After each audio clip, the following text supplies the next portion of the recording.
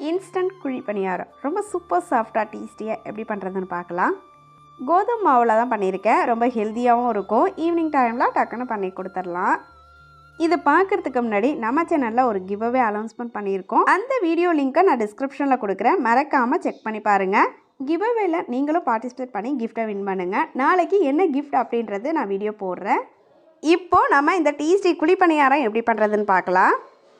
First ஒரு பாத்திரத்தில் அரை கப் வெல்லம் சேர்த்துருக்கேன். உங்களோட இனிப்புக்கு ஏற்றது போல் அட்ஜஸ்ட் பண்ணிக்கோங்க. கூட கொஞ்சமாக தண்ணி சேர்த்துட்டு இதை நல்லா கொதிக்க வச்சுக்கோங்க. வெல்லம் கரையட்டும்.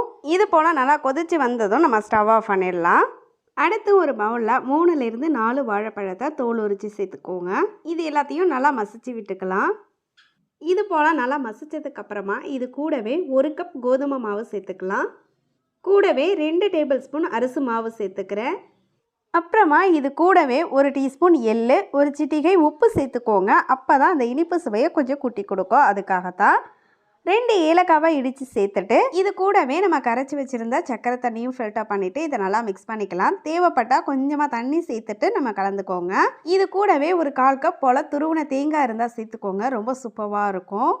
தண்ணி கொஞ்சம் கொஞ்சமாக சேர்த்துட்டு கரெக்டான பதத்துக்கு மிக்ஸ் பண்ணி எடுத்துக்கோங்க. இது போல் நல்லா மிக்ஸ் பண்ணி எடுத்தாச்சு. மாவு இது போல் கொஞ்சம் ஸ்டிக்கியாக இருக்கிற மாதிரி தான் இருக்கும். நம்ம வாழைப்பழம் கோதுமை மாவெல்லாம் சேர்த்ததுனால மாவு ரெடியாக இருக்குது. குழி பணியார கல்லில் எண்ணெய் சேர்த்துட்டு கொஞ்சம் அதிகமாக சேர்த்துக்கோங்க. டீ சூப்பராக இருக்கும். நல்லா சூடாக இருக்குது. இப்போ குழி பணியாரத்தெல்லாம் நம்ம ஊற்றிக்கலாம். இது போல் எல்லாம் ஊற்றினதுக்கப்புறமா மேலே லைட்டாக இது போல் பபிள்ஸ் வரும். அப்போது திருப்பி விடுங்க. ஒரு சைடு நல்லாவே வெந்து வந்திருக்கும். இது போல் எல்லாமே திருப்பி விட்டு 2 சைடும் நல்லா வெந்து வந்ததுக்கப்புறம் நம்ம வெளியில் எடுத்துட்டோம்னா சூப்பர் டேஸ்டி குழி பணியாரம் ரெடி. குழந்தைங்களுக்கெல்லாம் இது போல் பண்ணி கொடுங்க. ரொம்ப ஹெல்த்தியாகவும் இருக்கும். சாப்பிட்றதுக்கும் ரொம்ப நல்லாயிருக்கும்.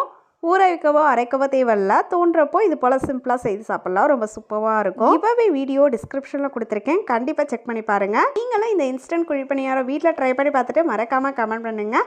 உங்களோட பெரிய சப்போர்ட் கொடுத்து சப்ஸ்கிரைப் பண்ண உங்கள் எல்லாருக்கும் ரொம்ப ரொம்ப நன்றி. தேங்க்யூ ஃபார் வாட்சிங். Have a nice day.